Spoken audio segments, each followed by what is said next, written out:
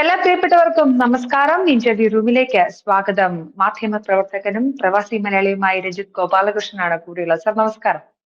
നമസ്കാരം സാർ, നമ്മളങ്ങനെ ഒരു കംഫർട്ടബിൾ ആയിട്ടുള്ള ഒരു സിറ്റുവേഷനിലല്ല ഇപ്പോ ഇന്ത്യ ലോകമൊക്കെ കടന്നു പോകുന്ന. നമ്മുടെ നാട്ടിൽ വലിയൊരു വിമാന അപകടം സംഭവിച്ചിരിക്കുന്നു.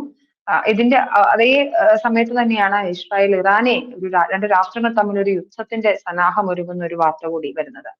സർ, നമുക്ക് അതിനെക്കുറിച്ചെല്ലാം സംസാരിക്കേണ്ടതുണ്ട്. എന്റെ ആദ്യത്തെ ചോദ്യം, നമുക്കറിയാം കഴിഞ്ഞ കുറെ നാളുകളായി യുണൈറ്റഡ് സ്റ്റേറ്റ്സ് ഇറാനുമായിട്ട് ആണവ കരാറുമായി ബന്ധപ്പെട്ടുള്ള ചർച്ചകളിലാണ്. പക്ഷെ എങ്ങും എത്താതെ പോകുന്ന ചർച്ചകളായിരുന്നു.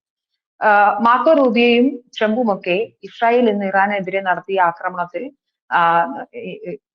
നമുക്കറിയാം ഇസ്രായേലിന്റെ പ്രധാനമന്ത്രി ബെഞ്ചമിൻ നെതന്യാഹു ട്രംപിനോടടക്കം നന്ദി പറഞ്ഞപ്പോൾ ഞങ്ങൾക്കിതിൽ പങ്കില്ല എന്ന് പറഞ്ഞ് കൈ കഴുകി മാറി നിൽക്കുന്ന അമേരിക്കയും കാണുന്നുണ്ട്. ഇത് രണ്ട് വശങ്ങളുണ്ട്.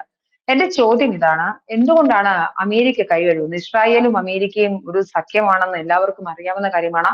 ഇസ്രായേൽ ഇറാനെ കയറി അറ്റാക്ക് ചെയ്തപ്പോൾ, പ്രത്യേകിച്ച് അവരുടെ ആണവ ആയുധ കേന്ദ്രങ്ങളെ കേന്ദ്രീകരിച്ച് ആക്രമണം നടത്തുമ്പോൾ അമേരിക്ക ഇതൊന്നും അറിഞ്ഞില്ലേ എന്നതാണ് ആദ്യത്തെ ചോദ്യം.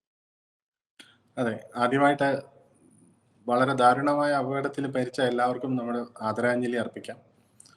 ഡെത്ത് ടോളുകൾ റേസ് ചെയ്തുകൊണ്ടിരിക്കുകയാണ്. ആ ഒരു വികാരമായ ഒരു അന്തരീക്ഷമാണിത്. അപ്പൊ അതോടൊപ്പം തന്നെയാണ് അടുത്ത ഒരു ആശങ്ക, ഈ ഇറാൻ ഇസ്രായേൽ ഒരു യുദ്ധത്തിലേക്ക് എത്തുമോ എന്ന്, പൂർണ്ണ യുദ്ധത്തിലേക്ക് എത്തുമോ എന്നുള്ളൊരു ആശങ്കയിൽ വന്നിരിക്കുന്നത്. ആ ചോദ്യത്തില് നമ്മള് ഒരു യുദ്ധത്തിന്റെ കാര്യത്തിൽ ഒരു പ്രൊവർബ് ഉണ്ട്. അതായത് ഒരു യുദ്ധം തുടങ്ങുമ്പോൾ ആദ്യം മരിക്കുന്നത് സത്യമാണ് എന്ന് പറയും. അതിന് പലവിധ കാരണങ്ങളുണ്ട്, അതിനെ അനുകൂലിച്ചും പ്രതികൂലിച്ചും പറയുന്നത്. കാരണം സത്യം എല്ലാവർക്കും എല്ലാ സമയത്തും പറയാൻ പറ്റുന്ന ഒരു കാര്യമല്ല. അതിനാൽ തന്നെ ഈ ഒരു ചോദ്യത്തിൽ അമേരിക്കയ്ക്ക് ഇതിനെ മനസ്സറിവില്ലേ ഈ ആക്രമണത്തിൽ എന്ന് ചോദിച്ചു കഴിഞ്ഞാൽ മനസ്സറിവ് ഉണ്ട് എന്ന് തന്നെയാണ് എൻ്റെ ഒരു അഭിപ്രായം. അതിന് രണ്ട് കാരണങ്ങൾ പറയാം. ഒന്ന്, ഇന്നലെ June 12 okay, April 12 Donald Trump ഇറാനോട് ആവശ്യപ്പെട്ടത്, നിങ്ങൾക്ക് 2 മാസം സമയം ഞാൻ തരും, ഈ ട്രീറ്റിൽ ആണവ നിർവ്യാപന കരാറിൽ ഒപ്പിടാൻ നിങ്ങൾക്ക് ഞാൻ 2 മാസം സമയം തരും. ഈ 2 മാസത്തിനുള്ളിൽ നിങ്ങൾ ഇതിൽ ഒപ്പിട്ടില്ല എങ്കിൽ നിങ്ങളെ ഞാൻ കാണിച്ചു തരുമെന്ന് ട്രംപ് പറഞ്ഞിരുന്നു. പൊതുവെ ട്രംപ് ഇങ്ങനെ പലവിധ ബെടായികൾ അടിക്കുന്നതായതുകൊണ്ട്, അല്ലെങ്കിൽ നമ്മൾ അങ്ങനെ ആണ് കണ്ടത് എന്ന് വിചാരിക്കുന്നുണ്ടെങ്കിലും അതായിരുന്നില്ല. കറക്റ്റ് 61ാമത്തെ ദിവസമാണ്. ആ 60 ദിവസം കഴിഞ്ഞ് 61ാമത്തെ ദിവസമായിരുന്നു ഇന്നലെ അറ്റാക്ക് നടന്നത്. രണ്ടാമത്തെ കാര്യം, അമേരിക്ക 24 മണിക്കൂർ മുമ്പാണ് മിഡിൽ ഈസ്റ്റിലുള്ള അവരുടെ പ്രധാനപ്പെട്ട ബേസുകൾ, ഇപ്പൊ കുവൈറ്റ്, ബഹ്റൈൻ തുടങ്ങിയിട്ടുള്ള തുടങ്ങിയ രാജ്യങ്ങളിൽ നിന്നല്ല, ഈവൻ UAE അത്യാവശ്യമല്ലാത്ത ഫാമിലി മെമ്പേഴ്സ് ഉൾപ്പെടെയുള്ള ആൾക്കാരെ, എംബസികളിലും അതുമായി അനുബന്ധപ്പെട്ടിട്ടുള്ള ഫാമിലീസ് എല്ലാവരെയും തിരിച്ച് പിൻവലിക്കണം, അമേരിക്കയിലേക്ക് തിരിച്ചു പോകണം, മിഡിൽ ഈസ്റ്റ് വിടണം എന്ന് പറഞ്ഞിട്ട് ഉത്തരവിറക്കിയത്. അപ്പൊ ഇത് രണ്ടും അവർ ചെയ്യണം എന്നുണ്ടെങ്കിൽ ഇതിന് തമ്മിൽ ബന്ധമുണ്ടല്ലോ. തീർച്ചയായിട്ടും ഇങ്ങനെ ഒരു ഉത്തരവ് ഇറക്കണം, മനസ്സറിവുണ്ട്. ഓക്കെ. മൂന്നാമത്തെ കാര്യം, ഇസ്രായേൽ എന്ന് പറയുന്നത് നമുക്കറിയാം എത്രത്തോളം അമേരിക്കയുമായിട്ട് ഇഴുകിച്ചേർന്നിരിക്കുന്ന ഒരു രാജ്യമാണ് എന്നുള്ളത്. അമേരിക്കയുടെ മനസ്സറിവില്ലാതെ ഒരിക്കലും ഇത് നടക്കത്തില്ല. പിന്നെ ഇറാൻ അവരുടെ ശത്രുപക്ഷത്താണ്. കൂടാതെ ഈ വരുന്ന ഞായറാഴ്ച വീണ്ടും അമേരിക്കയുമായിട്ട് ഇറാന്റെ ആണവ നിർവ്യാപന കരാറിലുള്ള ഫർദർ ചർച്ചകൾ നടക്കാനിരിക്കുകയാണ്. ആ ചർച്ചകൾ നടക്കുന്ന സമയത്ത് ഇറാനെ ഒന്ന് വീക്കൻ ചെയ്യാൻ വേണ്ടിയിട്ട് സ്വാഭാവികമായിട്ടും നടന്നിട്ടുള്ളൊരു നടപടിയാണ് എന്നാണ് ഞാൻ കരുതുന്നത്. ഇസ്രായേലും പറഞ്ഞിരിക്കുന്നത് ഞങ്ങളിതൊരു യുദ്ധമാണ് എന്നുള്ളതല്ല, ഇതൊരു ഓപ്പറേഷനാണ്. ബെഞ്ചമിൻ നെതന്യാഹുവിന്റെ പ്രസംഗം നമ്മൾ കേട്ടതാണ്, ഇതൊരു ഓപ്പറേഷനാണ് എന്നുള്ളതാണ്. പക്ഷെ ആ ഓപ്പറേഷൻ കുറച്ച് കടുത്ത ഓപ്പറേഷനായി പോയി. കാരണം 3 മേജർ ജനറൽമാരെയാണ് ഒറ്റയടിക്ക് ഉന്മൂലനം ചെയ്തിരിക്കുന്നത്. 2 ആണവ ശാസ്ത്രജ്ഞന്മാരെയും പിന്നെ ആയത്തുള്ള ഖുമൈനിയുടെ, ഇറാൻ പരമോന്നത ആചാര്യന്റെ നേരെയുള്ള പൊളിറ്റിക്കൽ സെക്രട്ടറിയും, അതായത് അദ്ദേഹത്തിന്റെ ചുറ്റുമുള്ള ഇമ്മീഡിയറ്റ് വിങ്ങിനെ ഉന്മൂലനം ചെയ്തു ഒറ്റയടിക്ക് ഇസ്രായേല്. അപ്പൊ അവർക്ക് ഇത്രയും ഏതാണ്ട് 330ഓളം എയർ സ്ട്രൈക്കുകളാണ് ചെയ്തത്, 200 വിമാനങ്ങൾ. അത് സത്യത്തിൽ അത് തന്നെ ആവണം എന്നില്ല, സത്യം അവർ പുറത്തു വിടാൻ ആവണം എന്നില്ല. കാരണം ഇറാന്റെ ഉള്ളിൽ അവര് ഡ്രോണുകൾ, ബേസുകൾ സ്ഥാപിച്ചിരുന്നു, സ്ഫോടക വസ്തുക്കൾ സ്ഥാപിച്ചിരുന്നു. നമ്മൾ പേജർ തൊട്ടുള്ള എല്ലാ പരിപാടികളും കണ്ടതാണ്. ഇസ്രായേലിൽ മൊസാദ് ചെയ്തു പരിപാടി എന്ന് പറയുന്നത് ഇതാണ്. അപ്പം ഇറാന്റെ തബ്രിസ് പോലെ, അറാഖ് പോലെ, പിന്നെ അങ്ങനെ ഉള്ള പ്രധാനപ്പെട്ട ആണവ കേന്ദ്രങ്ങളെല്ലാം ഒറ്റയടിക്ക് ഇവർ ആക്രമിച്ച് അതിന്റെ ശേഷികളെല്ലാം ഇപ്പൊ നശിപ്പിച്ചിട്ടുണ്ട്. ആണവ കേന്ദ്രങ്ങളുണ്ട്, ആയുധങ്ങൾ ഉണ്ടെന്ന് പറയുന്നവർക്ക് വ്യോമ പ്രതിരോധ സംവിധാനങ്ങൾ പോലും 200 വിമാനങ്ങൾ വന്ന് 330 സ്ട്രൈക്ക് നടത്തിയിട്ടും അവരുടെ കീ ആയിട്ടുള്ള മേജർ ജനറൽമാർ, അവരുടെ ഇറാനിയൻ റവല്യൂഷണറി ഗാർഡ്സ് എന്ന് പറയുന്ന അവരുടെ മേജർ 6 ലക്ഷം സൈനികരുള്ളതാണ്. അവരെ അവരുടെ നേതൃത്വത്തിനെ ഒറ്റയടിക്ക് ഉന്മൂലനം ചെയ്തിട്ട് പോകാൻ സാധിച്ചെങ്കിൽ ഇതിനെ ആർന്നൊന്നും നമുക്ക് വിളിക്കാൻ പറ്റില്ല. തീർച്ചയായിട്ടും അമേരിക്കയും ഇസ്രായേലും, അമേരിക്കയുടെ മനസ്സറിവോടുകൂടി ഇസ്രായേൽ ചെയ്തിട്ടുള്ള ഒരു കാര്യം തന്നെയാണ്. അമേരിക്ക എന്തുകൊണ്ട് അത് ഞങ്ങളിത് അറിഞ്ഞില്ല എന്ന് പറയുന്നതിന് കൃത്യമായ കാരണമുണ്ട്. കാരണം ഇതിലെ 6 രാജ്യങ്ങൾ, പ്രധാനപ്പെട്ട 6 രാജ്യങ്ങൾ, സൗദി മുതൽ ദുബായ്, UAE വരെയുള്ള 6 രാജ്യങ്ങൾ അമേരിക്കയുടെ അലീസ് ആണ്. ഇവിടങ്ങളിലെല്ലാം അമേരിക്കയ്ക്ക് സ്വന്തമായിട്ടുള്ള ബേസ് ഉണ്ട്. ഇവരെല്ലാം ഓൾമോസ്റ്റ് ഇറാൻ, ഖത്തർ ഒഴികെ മറ്റു രാജ്യങ്ങളെല്ലാം ഓൾമോസ്റ്റ് ഇറാനുമായിട്ട് അത്ര സുഖത്തിലുള്ള ആൾക്കാരും അല്ല. ഓക്കെ, അപ്പോൾ അവിടങ്ങളിലേക്ക് ഇറാൻ തിരികെ ആക്രമണം നടത്തുമോ എന്നുള്ളൊരു ഭയം ഉള്ളതുകൊണ്ടാണ് ഞങ്ങൾ ഇതിനകത്തില്ല, ഞങ്ങൾ ഇത് അറിഞ്ഞിട്ടില്ല എന്ന് പറഞ്ഞിട്ടുള്ള ഒരു നിഷേധക്കുറിപ്പ് ഇറക്കിയിരിക്കുന്നത്. ഈവൻ സൗദിയും തൊട്ടുള്ള ഗൾഫ് രാജ്യങ്ങളും എല്ലാം ഇതിനെ അപലപിച്ചിട്ടുണ്ട്. സൗദിയും ഖത്തറും സ്ട്രെയിറ്റ് അവേ അപലപിച്ചു.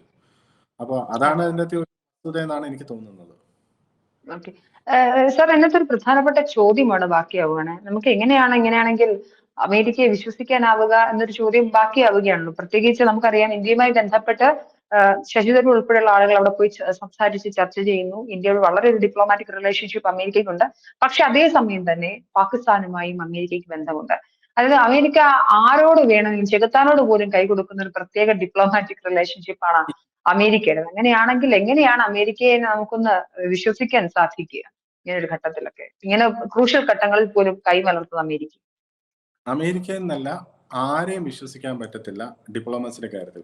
അവനവന് സ്ട്രെങ്ത് ഉണ്ടെങ്കിൽ മാത്രമേ അവനവന് നിലനിൽക്കാൻ പറ്റത്തുള്ളൂ. ഇന്ത്യയുടെ കാര്യം തന്നെ ഉദാഹരണം. ആ ചോദ്യത്തിലെ ഒരു പ്രധാനപ്പെട്ട പോയിന്റ് ഞാൻ പറയാം.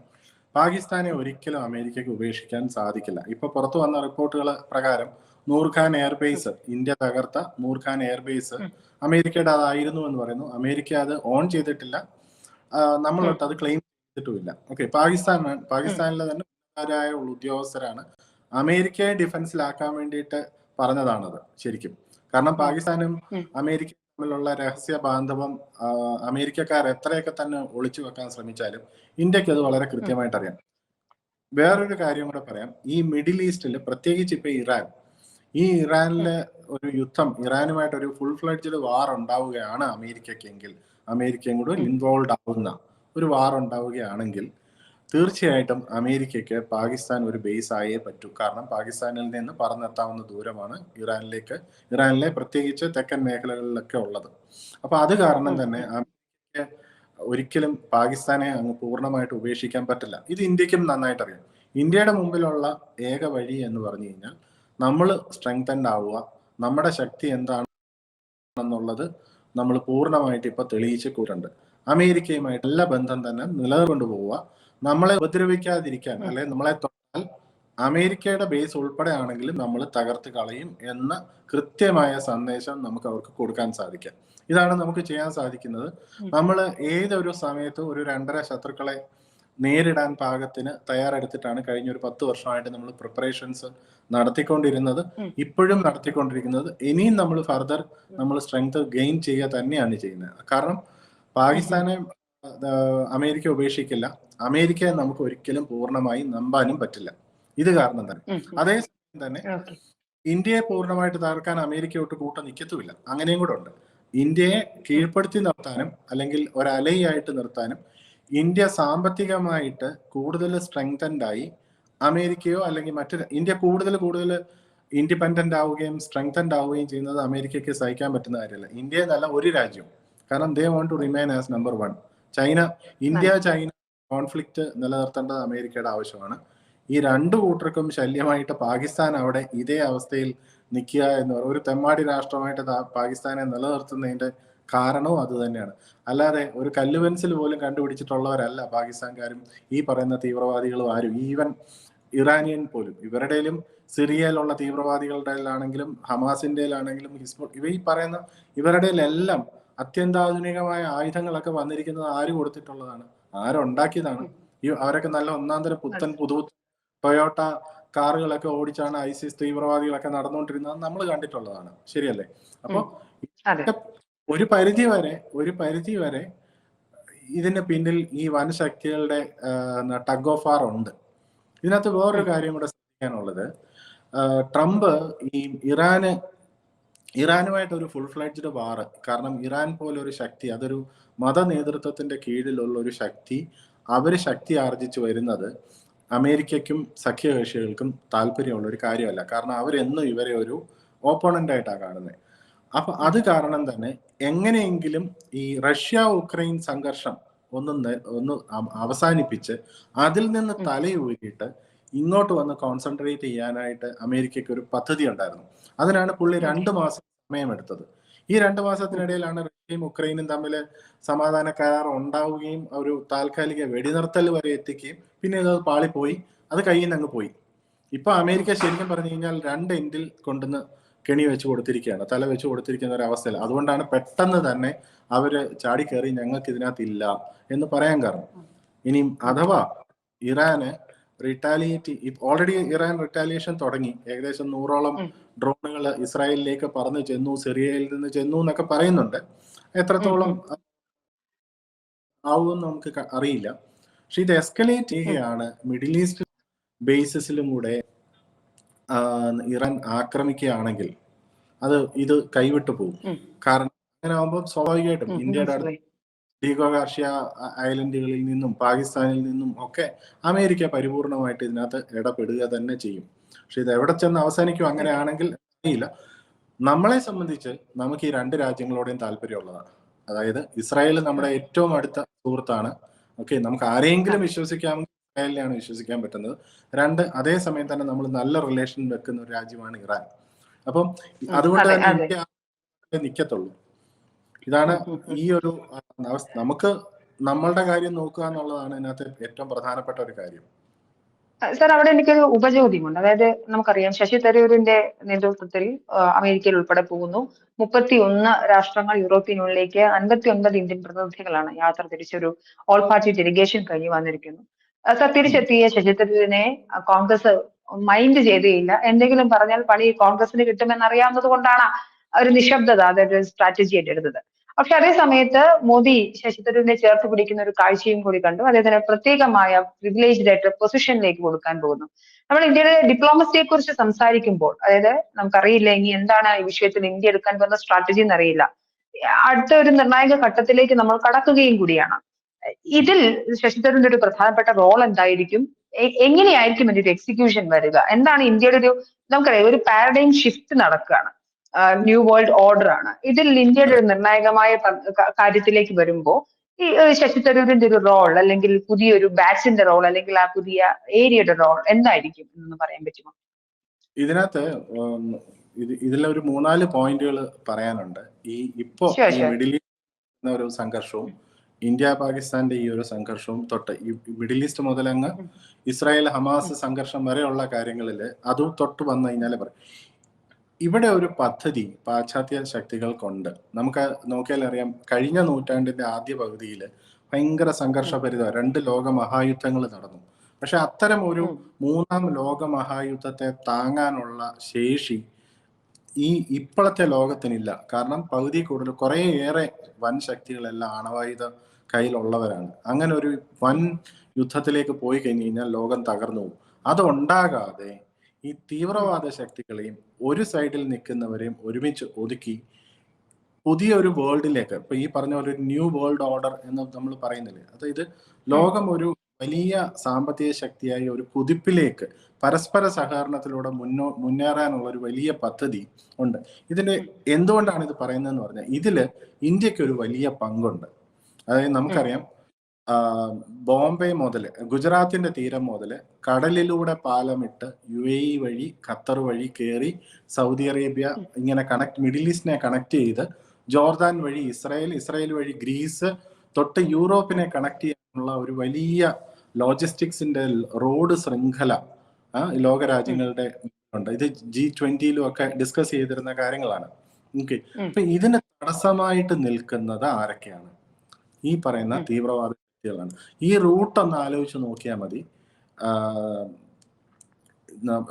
ഇവരെ ഹമാസ്, ഹിസ്ബുള്ള തൊട്ട് ഇനി ഹൂത്തികൾ വരെയുള്ള ആൾക്കാരുടെ ശല്യം ഒഴിവാക്കണം. അപ്പൊ ഇതൊരു വലിയ മാസ്റ്റർ പ്ലാൻ. ഇത് അവരുടെ സൈഡിൽ നിന്ന് ആലോചിക്കുമ്പോൾ ഇത് ന്യായമാണോ ഇല്ലയോ എന്ന് ചോദിച്ചു കഴിഞ്ഞാൽ അതിന് ഉത്തരം കണ്ടെത്തുക വളരെ പ്രധാനമാണ്, വളരെ ബുദ്ധിമുട്ടാണ്. കാരണം അവര് എന്തുകൊണ്ട് ഇപ്പൊ ഇസ്രായേൽ എന്തുകൊണ്ടാണ് ഇവർക്ക് ശത്രുവായി മാറുന്നത്? അതിന്റെ ചരിത്രപരമായിട്ടുള്ള ഒരുപാട് കാരണങ്ങളുണ്ട്. ഇസ്രായേലിനോട് അതേസമയം തന്നെ ഇസ്രായേല് വേറൊരു രാജ്യത്തെ കയറി അറ്റാക്ക് ചെയ്യുന്നില്ല. കറക്റ്റ് അല്ലേ? കാരണം അവരാണ് ഈ ലോകത്ത് നമ്മൾ ഈ സംസാരിച്ചുകൊണ്ടിരിക്കുന്ന ടെക്നോളജികൾ ഉൾപ്പെടെ ഉള്ളത് കണ്ടുപിടിച്ചിട്ടുള്ളത് ഈ പറയുന്ന ജൂതന്മാരാണ്. ഓക്കെ, മറിച്ച് അവരെ സംബന്ധിച്ച് ഇത് എക്സിസ്റ്റൻസിന്റെ കാരണമുണ്ട്. അവരുടെ ഉള്ളില് ഒരു വിശാലമായ ഇസ്രായേൽ എന്ന് പറയുന്ന ഒരു സങ്കല്പമുണ്ട്. അതിൽ ഇപ്പോഴത്തെ ഭൂവിഭാഗം സിറിയയുടെയും ലെബനന്റെയും ഒക്കെ ഉൾപ്പെടെയുള്ള ഒരു വലിയ ഇസ്രായേൽ സങ്കല്പത്തിലേക്കാണ് ഒരു പോകുന്നത്. അവരെ സംബന്ധിച്ച് ഇന്ന് നെതന്യാഹു പറഞ്ഞ പ്രസംഗത്തിൽ അത് പറഞ്ഞിട്ടുണ്ട്. This is our war of existence എന്ന് അദ്ദേഹം എടുത്തു പറഞ്ഞിട്ടുണ്ട്. അത് കാരണം തന്നെയാണ് അവർ ഇറാനെ ഉന്മൂലനം ചെയ്യാനായിട്ട് പോകുന്നത്. പാകിസ്ഥാനെ സംബന്ധിച്ച് പാകിസ്ഥാൻ അങ്ങോട്ടും ചെരിയും ഇങ്ങോട്ടും ചെരിയും. അമേരിക്ക പറഞ്ഞു കഴിഞ്ഞാൽ അതിനനുസരിച്ച് പോകും. അപ്പൊ ഈ ഒരു ശക്തികളെ ക്ഷയിപ്പിച്ചു കഴിഞ്ഞു കഴിഞ്ഞാൽ ഇറാനെ സംബന്ധിച്ച് ഇറാനിലെ പൂർണ്ണമായ ജനതയോ ഇറാൻ എന്ന് പറയുന്ന രാജ്യം പൂർണ്ണമായോ ഇവരുടെ ആരുടെയും ശത്രുക്കളല്ല, അവരുടെ ഭരണകൂടം മാത്രമാണ് ഇതിനെ ശത്രു. ആ ഭരണകൂടത്തെ ക്ഷയിപ്പിക്കുക അല്ലെങ്കിൽ അതിനെ നിഷ്കാസനം ചെയ്തിട്ട് പുതിയൊരു ഭരണക്രമം കൊണ്ടുവന്നു കഴിഞ്ഞാൽ ഈ പറയുന്ന പാശ്ചാത്യ ശക്തികൾ അവരുടെ ഇതിൽ വരുമ്പോഴത്തേക്ക് ഇന്ത്യക്ക് ഒരു വലിയ പങ്കുണ്ട്. ഇവിടെ ഇന്ത്യ നോക്കുന്നതെന്ന് വെച്ച് കഴിഞ്ഞാൽ we don't want to be the dependence on others. പാശ്ചാത്യ ശക്തികളുടെ ഡിപ്പെൻഡന്റ് ആവാൻ നമുക്ക് താല്പര്യമില്ല. അതേസമയം തന്നെ നമ്മൾ ലോകത്തിന്റെ ഒരു വലിയ കലവറയാണ്. ഇന്ന് ലോകത്ത് പല രാജ്യങ്ങളും ഫുഡ് സ്കേർസിറ്റി ഉണ്ട്. ഇത് തൊട്ട് ജനസംഖ്യാ സ്കേർസിറ്റി ഉണ്ട്. അത് മറ്റു രാജ്യങ്ങളിൽ കഴിവുള്ള ആൾക്കാരുടെ തൊഴിലിന്റെ എടുക്കാനുള്ള ആൾക്കാരുടെ ഇതിനെല്ലാം ഉള്ളൊരു വലിയ കലവറയാണ് ഇന്ത്യ. ഇതെല്ലാം ഒറിജിനേറ്റ് ചെയ്യാൻ പറ്റുന്ന ഒരു സ്ഥലം ഇന്ത്യയാണ്. അതുകൊണ്ട് തന്നെ ഇന്ത്യ വീക്കനാവാൻ ഇവർക്ക് താല്പര്യമില്ല. പക്ഷെ ഇന്ത്യ അടക്കി നിർത്തണം എന്നുള്ളൊരു ആഗ്രഹം ഇവർക്കുണ്ട്, ഈ പാശ്ചാത്യ ശക്തികൾക്ക്. അതിന് ഇന്ത്യ വഴങ്ങാൻ പോകുന്നില്ല. നമ്മൾ നമ്മുടെ സ്വാഭിമാനം ഉയർത്തിപ്പിടിച്ചുകൊണ്ട് തന്നെ നമ്മൾ ഇതിനെല്ലാം സഹകരിക്കുകയും നമ്മളുടെ സ്ട്രെങ്സ് കൂട്ടിക്കൊണ്ട് നമ്മൾ വരികയും ചെയ്യും. ഇതില് വളരെ മുൻകൂട്ടി കണ്ടിട്ടാണ് നമ്മൾ ഈ ഒരു വാർ സിറ്റുവേഷൻ അല്ലെങ്കിൽ ഒരു ചെറിയ സംഘർഷ സിറ്റുവേഷൻ പാകിസ്ഥാനുമായിട്ടുള്ളത് നമ്മൾ യൂട്ടിലൈസ് ചെയ്തിരിക്കുന്നത്. ഇത് ഇന്ത്യ ഇപ്പോൾ ഭരിക്കുന്ന ഭരണകൂടത്തിന് കൃത്യമായ അറിവുണ്ട്. അത് അവര് സങ്കുചിതമായ ഒരു രാഷ്ട്രീയത്തിന്റെ ലെവലിൽ നിന്ന് കാണാതെ അന്ന് ആലോചിച്ച് നോക്കൂ, വേറെ ഏതെങ്കിലും ഒരു ആളായിരുന്നുവെങ്കിൽ, പ്രധാനമന്ത്രി ആയിരുന്നുവെങ്കിൽ, സ്വന്തം യുദ്ധവിജയം ആഘോഷിക്കാൻ കിട്ടിയ, അതിന്റെ പേരിൽ പൊളിറ്റിക്കൽ മൈലേജ് എടുക്കാൻ കിട്ടിയ ഒന്നാം തരം അവസരമാണ്. ഇവിടെ അതിന് പകരം ഇപ്പൊ നമ്മൾ പറഞ്ഞു ഏകദേശം 50-59 പേരോളം പോയി എന്ന് പറഞ്ഞു വിദേശത്തേക്ക്, അല്ലെ? ഈ 59 പേരിൽ ഭൂരിഭാഗം പേരും പ്രതിപക്ഷത്ത് നിന്നുള്ളവരാണ്. അതിൽ തന്നെ ഏറ്റവും കൂടുതൽ ഇമേജ് കിട്ടിയത്, അതായത് രാജ്യത്തിന്റെ മുഴുവൻ ശ്രദ്ധ നേടിയത്, ഒന്ന് ശശി തരൂര്, രണ്ട് കനിമൊഴി, അല്ലെ? പിന്നെ സുപ്രിയ സുലെ, ഒവൈസി, അത് ഒവൈസി എന്ന് പറയണം, ഒവൈസി, പിന്നെ കനിമൊഴി. ഇവർക്ക് 4 പേർക്കാണ് ഏറ്റവും കൂടുതൽ ഇമേജ് കിട്ടിയത്. പിന്നെ നമ്മുടെ സ്വന്തം ജോൺ ബ്രിട്ടാസ്. ഓക്കെ, അദ്ദേഹം തിരിച്ചു വന്ന ഉടനെ പ്ലേറ്റ് മാറ്റി, അതൊക്കെ രാഷ്ട്രീയമാണ്, അത് നമുക്ക് മനസ്സിലാക്കാവുന്ന കാര്യമാണ്. അവരത് കൃത്യമായത് ഒവൈസി ഒക്കെ പറഞ്ഞിട്ടുണ്ടല്ലോ. ഞങ്ങൾ തിരിച്ചു ചെന്നാൽ ബി.ജെ.പിയെ പല്ല് നഖം ഉപയോഗിച്ച് ആക്രമിക്കുമെന്നാണ് അവർ പറഞ്ഞത്. പക്ഷേ ഞങ്ങൾ രാജ്യത്തിന് വേണ്ടി നിൽക്കും. That is A political stand, അല്ലേ?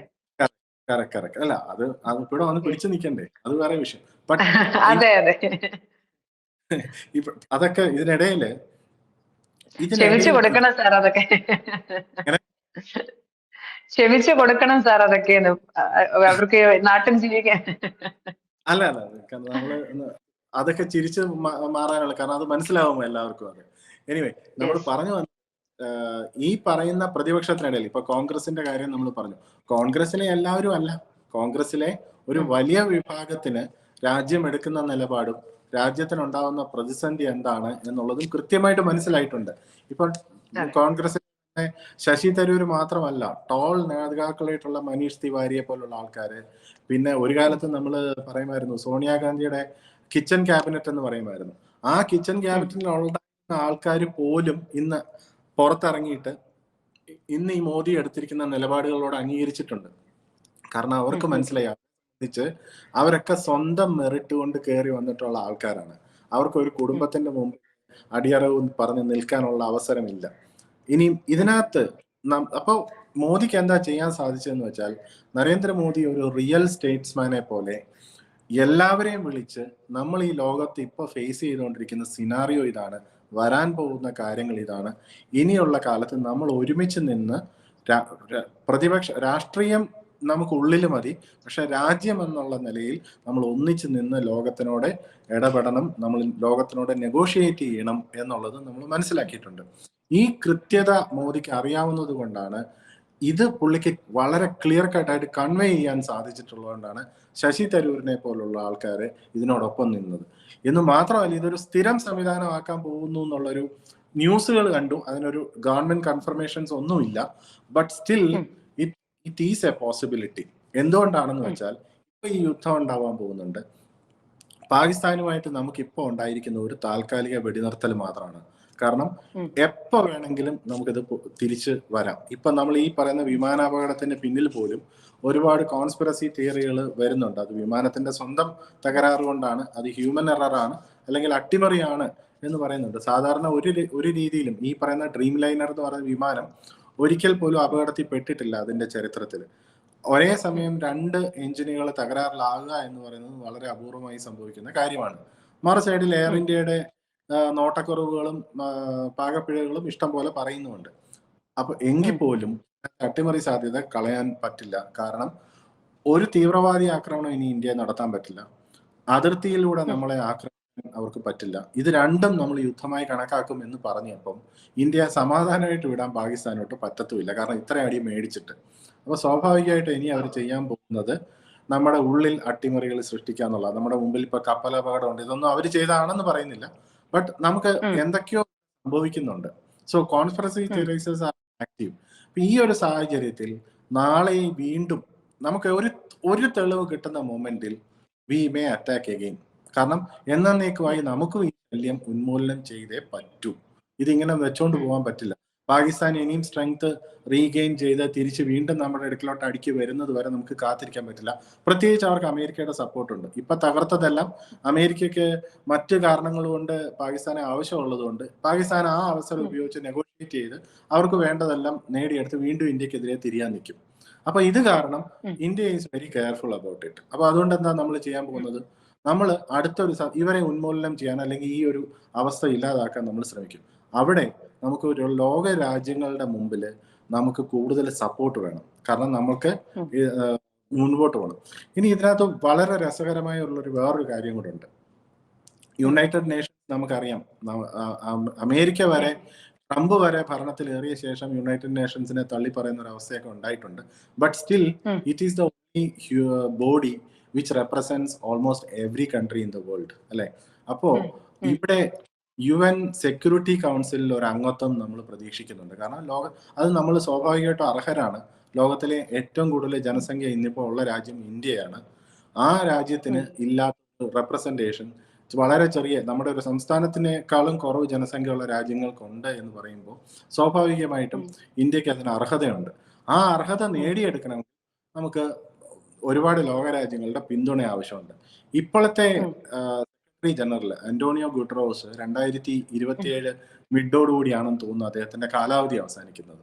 ഓക്കെ, തീർച്ചയായിട്ടും ഇന്ത്യ ആ സെക്രട്ടറി ജനറൽ പൊസിഷനിൽ നമ്മുടെ ഒരാളെ കൊണ്ടിരുത്താൻ നമ്മൾ ശ്രമിക്കും തീർച്ചയായിട്ടും 2027. അതിന് ശശി തരൂരിനേക്കാൾ ഉപരിയായിട്ട് വേറൊരു കാൻഡിഡേറ്റിനെ ചിന്തിക്കാനുണ്ടോ? ഇത് മനസ്സിൽ കണ്ടിട്ടുണ്ടെങ്കിൽ ഇങ്ങനെ ഒരു ബോഡി ഉണ്ടാക്കി അതിന്റെ തലവനാക്കി ശശി തരൂരിനെ വെച്ച് ഇന്റർനാഷണൽ അറീനയിലേക്ക് ശശി തരൂരിനെ ഉൾപ്പെടെയുള്ള ടീമിനെ നമ്മൾ കൂടുതൽ വിടാൻ ഇപ്പൊ തൊട്ട്, നമ്മൾ 2025 ആയിട്ടുള്ളൂ. ഓക്കെ, 1.5 വർഷം എന്ന് പറയുന്നത് ഇന്റർനാഷണൽ ജിയോ പൊളിറ്റിക്സിലെ അത്ര എന്താ പറയാ, അത്ര വലിയ കാലാവധിയല്ല. അതിനുള്ളിൽ ക്രിയേറ്റ് നമ്മൾ ശ്രമിക്കുന്നുണ്ട് എന്നുണ്ടെങ്കിൽ that is A brilliant move എന്നേ ഞാൻ പറയുള്ളൂ. എന്തായാലും BJP ശശി തരൂരിനെ ഇങ്ങ് എടുക്കുക എന്ന് പറയുന്ന പോലെയാണ് ഇപ്പോൾ കാര്യങ്ങൾ. കോൺഗ്രസ് എന്തായാലും മുഖം കൊടുക്കുന്നേയില്ല. നിലമ്പൂർ സ്ഥാനാർത്ഥിയെ സപ്പോർട്ട് ചെയ്യാൻ പോകുന്ന കോൺഗ്രസ് നേതാക്കന്മാരുടെ പട്ടികയിലൊന്നും ശശി തരൂർ ഇല്ല എന്നുള്ളൊരു വ്യസനമുണ്ട്. കാരണം അദ്ദേഹം തിരിച്ചു വരുമ്പോൾ ദാ നോക്കൂ, ഞങ്ങളുടെ കോൺഗ്രസിന്റെ ആളാണ്, പോയി നാടിന്റെ കാര്യങ്ങൾ പറഞ്ഞിട്ട് വന്ന ആളാണെന്ന് പറഞ്ഞ് പ്രൗഡായി പിടിച്ചുകൊണ്ട് വരേണ്ടതിന് പകരം ശശി തരൂരിനെ കുറിച്ച് ഒരു അക്ഷരം മിണ്ടണ്ട എന്ന നിലപാടാണ് എടുത്തത്. സാർ എന്തായിരിക്കും അങ്ങനെയാണെങ്കിൽ ശശി തരൂരിന്റെ ഭാവി ബിജെപിയിലേക്ക് പോകുമോ തരൂർ? ശശി തരൂരായിട്ട് ബിജെപിയിലേക്ക് പോകുമെന്ന് എനിക്ക് തോന്നുന്നില്ല.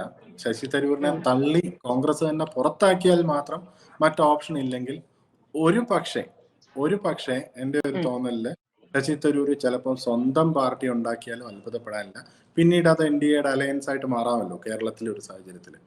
അങ്ങനെയാവാം.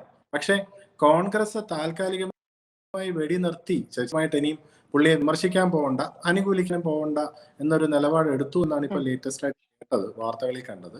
ഇനി അഥവാ ടഗ് ഓഫ് വാർ വർദ്ധിക്കുകയാണ് എന്നുണ്ടെങ്കിൽ ഈ പറയുന്ന പോലെ ശശി തരൂർ കോൺഗ്രസ് പുറത്താക്കിയാൽ അദ്ദേഹത്തിന് MP സ്ഥാനം പോയാലും അതിനെ അക്കോമഡേറ്റ് ചെയ്യാനായിട്ട് തീർച്ചയായിട്ടും മോദി തയ്യാറാവും. കാരണം അദ്ദേഹം ഇന്റർനാഷണൽ ലെവലിൽ അദ്ദേഹത്തെ എങ്ങനെ ഇന്ത്യക്ക് യൂസ് ചെയ്യാമെന്ന് ഓൾറെഡി അദ്ദേഹം രാജ്യത്തിന് മുമ്പിൽ കാണിച്ചു തന്നു കഴിഞ്ഞു.